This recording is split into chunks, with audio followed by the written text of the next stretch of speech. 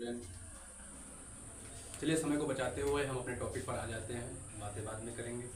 आज हम आपको बताए थे कि हम पढ़ने वाले क्या हैं, द ओरिजिन ऑफ लाइफ। क्या पढ़ने वाले हैं? The origin of life. इसका हिंदी हो गया।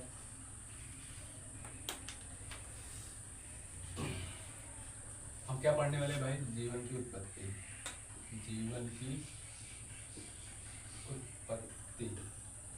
जीवन की उत्पत्ति। जीवन की उत्पत्ति क्या पढ़ने वाले? जीवन की उत्पत्ति में जीवन की उत्पत्ति पृथ्वी पर कैसे हुई, या जीवन पर पृथ्वी की उत्पत्ति कब हुई, कैसे हुई, आखिर पृथ्वी की उत्पत्ति कैसे हुई, इसके पहले पढ़ेंगे। पृथ्वी की उत्पत्ति से पूर्व हम क्या पढ़ेंगे? ब्रह्मांड की उत्पत्ति। जीवन की उत्पत्ति पढ़ने से पूर्व जीवन की उत्पत्ति कैसे हुई पृथ्वी पर, सबका एक संकल्पना है या एक विचारधारा है। सब सोचते हैं कि आखिर पृथ्वी पर सबसे पहले कौन सा जीव आया। तो पृथ्वी जीवन की उत्पत्ति की अगर बात करें तो हम उससे पहले क्या पढ़ने, उससे पूर्व या उससे हम पहले, उससे पूर्व हम क्या पढ़ेंगे? पृथ्वी की उत्पत्ति कैसे हुई। उससे पूर्व हम क्या पढ़ने वाले हैं? पृथ्वी की उत्पत्ति। और पृथ्वी की उत्पत्ति से पूर्व पृथ्वी की कहीं ना कहीं से तो उत्पत्ति हुई होगी। और पृथ्वी की उत्पत्ति से पूर्व हम क्या पढ़ने वाले हैं? ब्रह्मांड की उत्पत्ति। ब्रह्मांड की उत्पत्ति। तो अभी हम कुछ देर के लिए चर्चा करेंगे ब्रह्मांड की उत्पत्ति, और उसी को हम पढ़ेंगे। उसको पढ़ने का हम पृथ्वी की उत्पत्ति को देखेंगे। पृथ्वी की उत्पत्ति के बाद देखने के बाद कुछ वैज्ञानिक आए थे जो बताए थे कि जीव की उत्पत्ति पृथ्वी पर कैसे हुई। उनके सिद्धांतों को हम पढ़ते हुए आगे की ओर चलेंगे। तो ब्रह्मांड की उत्पत्ति के सबसे पहले अगर हम बात करें तो यह एक क्या है? एक कल्पना की गई। अगर ब्रह्मांड की उत्पत्ति की हम बात करें तो एक कल्पना की गई, ना कि ये सिद्धि है। लेकिन साइंस क्या कहता है, आप बताइए। साइंस की एक परिभाषा आज फिर से देख लीजिएगा। साइंस की यहाँ परिभाषा देख रहे हैं। साइंस क्या कहते हैं? या CINCE साइंस इस पे लिख लीजिएगा। साइंस क्या है? जो प्रमाणों द्वारा सिद्ध हो। जो प्रमाणों द्वारा सिद्ध हो। तो क्या सर ये प्रमाणों द्वारा सिद्ध है? हाँ, इसको सिद्ध किया गया है भाई। एक कल्पना है की गई, लेकिन अगर देखा जाए तो बहुत सारी कल्पना की गई थी। एक कल्पना ही बहुत सारी कल्पना की, लेकिन सबसे स्वीकृत कल्पना कौन सी थी? सबसे मान्य कल्पना कौन थी? सर्वाधिक मान्य। मतलब ब्रह्मांड की उत्पत्ति के विषय में बहुत कल्पनाएं की गई। एक कल्पना नहीं, बहुत कल्पनाएं, बहुत विद्वान है, बहुत कल्पना की गई। लेकिन देखा जाए सर्वाधिक मान्य कल्पना कौन सी है, उसे हम पढ़ेंगे। सर्वाधिक मान्य कल्पना की अगर हम बात करें, सर्वाधिक मान्य कल्पना हमारी निकल कर आती है महाविस्फोट सिद्धांत। महाविस्फोट सिद्धांत एक सिद्धांत दिया गया, या उसमें ऐसे ऐसे एक कल्पना की गई कि ब्रह्मांड की उत्पत्ति एक पिंड से हुई है। ब्रह्मांड की उत्पत्ति एक पिंड से हुई है। ब्रह्मांड की उत्पत्ति कहाँ से हुई है? एक पिंड से। एक पिंड से बोल दीजिए आप, एक बिंदु। माफ करिएगा, थोड़ा सा यहाँ पे देख लीजिए। इसको ये बोलते हैं इंग्लिश में the big bang theory. The big bang theory, ये आपका सिद्धांत है। अगर पूछा जाए ब्रह्मांड की उत्पत्ति कैसे हुई, तो एक कल्पना की गई है। कल्पना की गई, ठीक सर जी, कल्पना की गई। सर्वाधिक मान्य है, कौन सा पढ़ने वाले हैं सर? सर्वाधिक मान्य जो सभी जगह मान्य है सर जी, कौन सी है? द बिग बैंग थ्योरी, महाविस्फोट सिद्धांत। आखिर सर जी प्रतिपादित किसने किया? आखिर इसको ये संकल्पना किसने किया? ये संकल्पना किसने दिया या किसने किया? ये संकल्पना दे रहे जॉर्ज लेमन थेयर थे। जॉर्ज लेमन थेयर, ये संकल्पना देने वाले जॉर्ज लेमन थेयर थे। उनकी एक कल्पना थी जो सभी वैज्ञानिकों के पास रखा गया। तो उन्हें देखा गया कि ये कल्पना कुछ सबसे अलग ही है। आखिर देखा कभी आपको, अब बताएंगे, आपको भी लगेगा कि हाँ ऐसा ही हुआ होगा। हम लोग तो उतना नहीं कर सकते, लेकिन क्या जो वैज्ञानिक बहुत सारे जो संगठन बैठा है उसमें तो पता ही लगाया जाएगा कि कौन सी कल्पना सर्वाधिक मान्य है। तो सभी वैज्ञानिकों ने कौन सी कल्पना को या कौन सी परिणाम को मान्यता दिया गया? कौन सा सर्वाधिक मान्य कौन सा है? महाविस्फोट सिद्धांत।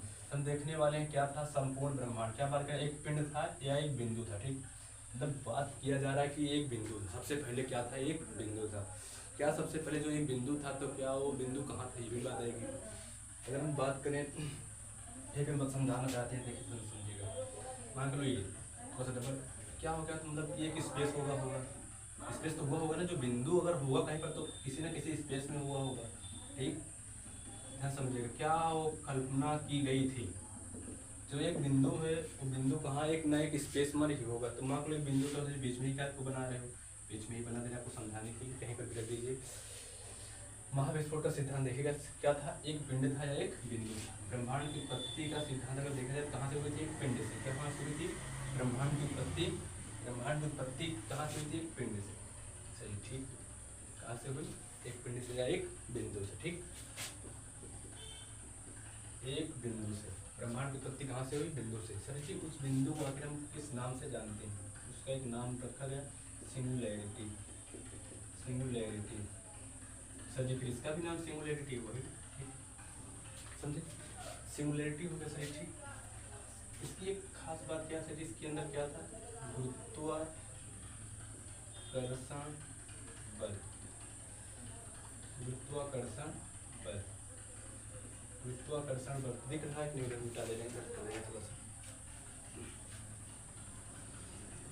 क्या था, सिंगुलैरिटी जो पिंड था या एक बिंदु था या एक छोटा सा कोई पदार्थ का कुछ छोटा सा गोला है, कुछ भी आप समझ लीजिएगा, उसमें क्या था, गुरुत्वाकर्षण। गुरुत्वाकर्षण बल सर्वाधिक था, गुरुत्वाकर्षण बल सर्वाधिक, असीम है, कोई सीमा नहीं, सर्वाधिक था।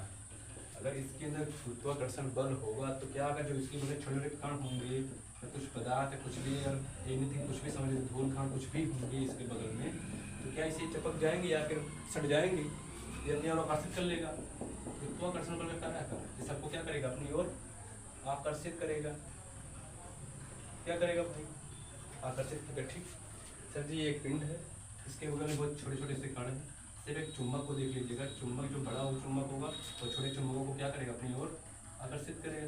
तो वही यही प्रक्रिया समझ लीजिएगा, क्या कर रहा है, ये सबको अपनी ओर आकर्षित कर रहा है। जब ये आकर्षित करेगा तो क्या ये बड़ा होगा, ये बड़ा भी होगा। अगर आकर्षित कर रहा है तो क्या इसका आयतन बढ़ेगा या इसका भार बढ़ेगा, इसका भार बढ़ जाएगा,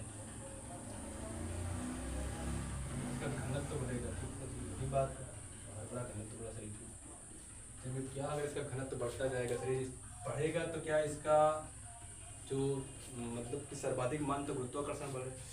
जब कोई चुंबक छोटा सा था, ठीक, आपने उसको अगर खूब चुंबक मिला दिया तो बड़ा हो गया, खूब बड़ा सा कर दिया, क्या उसकी क्षमता भी तो बढ़ जाएगी, फिर क्षमता भी बढ़ती जा रही है। जब उसकी क्षमता बढ़ती जाएगी, उसकी क्षमता में जब क्षमता भी क्या हो गई, मतलब यहाँ पे सर्वाधिक की हमने बात किया, लेकिन जब भाई छोटे छोटे कण मिलते जा रहे हैं तो क्या हुआ, और भी असीम ताकत उसमें आ गई, असीम ताकत आ गई, उसको और भी दूर से खींचने का, मतलब कि जो दूर दूर के भी करते उनको भी खींचने लगा। अब यही प्रोसेस चलती रही, यही प्रोसेस चलती रही, यही कल्पना ऐसे चलती रही, मतलब बहुत सारे कणों को इकट्ठा कर लिया, बहुत सारे कणों को इकट्ठा, बहुत बड़ा सा हो गया। क्या ये जब बड़ा होगा, अगर देखा जाए मान लो, ठीक है, इतना बात समझे कि नहीं, बढ़ गया तो बढ़ा। अब क्या इसके अंदर ऊर्जा बनेगी, ऊर्जा बनेगी कि नहीं, कोई चीज़ इकट्ठा हो रहा है तो इसके अंदर ऊर्जा बनेगी कि नहीं, सर ठीक है, ऊर्जा सर जी असीम ऊर्जा इसके अंदर बन रही है, असीम, कोई ऊर्जा की कीमत नहीं, कितनी ऊर्जा, असीम ऊर्जा का हुआ, असीम लिखिएगा, असीम ऊर्जा प्लस ऊष्मा। सर ऊष्मा कैसे आ गया सर जी, आप अगर देखिए, अगर कोई भी कण को आप दूर भी कण को अगर रगड़िए तो उसमें ऊष्मा का प्रवाह हो ही जाता है। कोई भी चीज़ लीजिए, अगर अपने हाथ को भी आप रगड़िएगा तो उसमें भी ऊष्मा उत्पन्न होती है। चलिए चिपकता जाएगा, क्या इसमें जो अंदर के होंगे क्या वो ऊष्मा मतलब क्या है, जलन चेंज हो जाएंगे, इसमें क्या हो जाएगा, ऊष्मा उत्पन्न होती रहेगी, ऊष्मा ऊर्जा भी उत्पन्न होती रहेगी, ऊष्मा भी उत्पन्न होती रहेगी, ऊर्जा भी इसी कारण से चलता जा रहा है, चलता लगभग क्या रखेगा, लगभग 15 अरब वर्ष, 15 अरब वर्ष, कितने वर्ष की बात हो रही है, इसके पहले ये बनता रहा, पता नहीं कितने वर्ष से बन रहा है। ये कल्पना की गई है, आपको मानना भी पड़ेगा कि ये नहीं मानेंगे, क्योंकि बहुत सारे वैज्ञानिक इस पर मत देकर तभी ये इस सिद्धांत को आगे किया गया है। तो 15 अरब वर्ष पूर्व क्या हुआ, इस पर एक विस्फोट हुआ, जो विस्फोट क्या बोलते हैं, महाविस्फोट सिद्धांत, इसीलिए बोला गया इसमें एक विस्फोट हुआ। जब अगर इसमें विस्फोट होगा, अगर विस्फोट किया जाए, देखिए अगर इसमें विस्फोट होगा तो क्या इनके छिट्टे निकलेंगे, ठीक सर जी, ऐसे निकल गए, विस्फोट हुआ सर जी, विस्फोट हो गए, ठीक है, विस्फोट हो गए, समझे कि नहीं। आपको पता है क्या, जो हमारा सौर मंडल है, सौर मंडल इसी प्रकार का है, आप यहाँ पे सूरज है और सूरज के बगल में से चक्कर लगाने वाले से ग्राफ को मिलते हैं कि नहीं, ऐसे ही मिलते हैं। तो क्या जब यहाँ पर विस्फोट हुआ सर, विस्फोट हो गया, ठीक है जी, क्या सर जी क्या एक साइज के भी कण टूटे थे, छोटे मोटे भी कण टूटे होंगे, कुछ छोटे भी होते थे कुछ बड़े भी थे, तो जो जिसके पास में थे वो उसको आकर्षित कर ले रहे थे कि नहीं, तो जिसके पास थे कण वो उसको अपनी ओर आकर्षित कर रहे थे।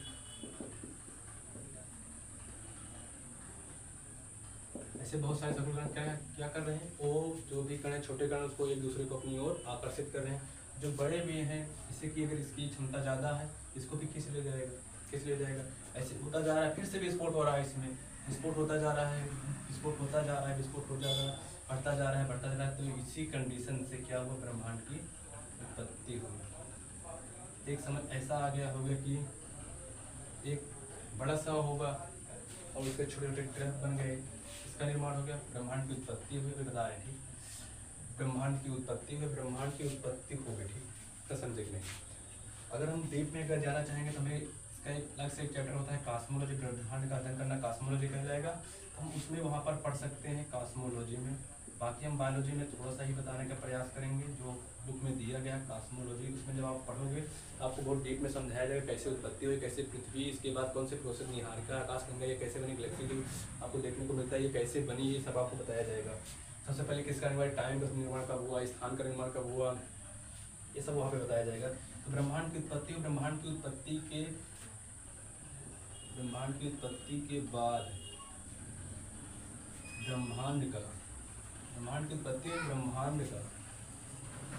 ब्रह्मांड का विकास विस्तार आज भी जारी रहा या जारी है। ब्रह्मांड का विकास आज भी जारी है। अगर हम पूछे क्या अगर पृथ्वी का आयतन छोटा हो रहा है, पृथ्वी का आयतन बढ़ रहा है, तो क्या ब्रह्मांड का भी आयतन घट बढ़ रहा है? हाँ। अगर आप एक बाटल ले लीजिएगा तो उस बाटल के अंदर आप कुछ चीज़ का डाल दीजिए, जैसे आप मैजिक बॉल डालते हो, मैजिक बॉल डालते उसमें पानी भर देते हो, तो मैजिक बॉल का आकार बढ़ता ही जाता है। तब क्या बोलो, क्या इसका बोतल का आकार बढ़ रहा है, मान लो बोतल, तो मान लो इलेक्ट्रिसिटी दर्शाए, क्या दर्शाए, लचीला रहे। तो जब मैजिक बॉल बढ़ेंगे तो ये भी बढ़ता जाएगा। उसी प्रकार अगर पृथ्वी में कुछ होगा, अन्य ग्रह में जो भी कुछ होगा, वो ब्रह्मांड की उत्पत्ति को ही दर्शाएगा। ब्रह्मांड की उत्पत्ति के बाद लगभग देखा जाए तो 4.6 अरब वर्ष पूर्व, कितना 4.6 अरब वर्ष पूर्व किसका निर्माण हुआ, सौर मंडल का निर्माण हुआ, पृथ्वी का निर्माण हुआ,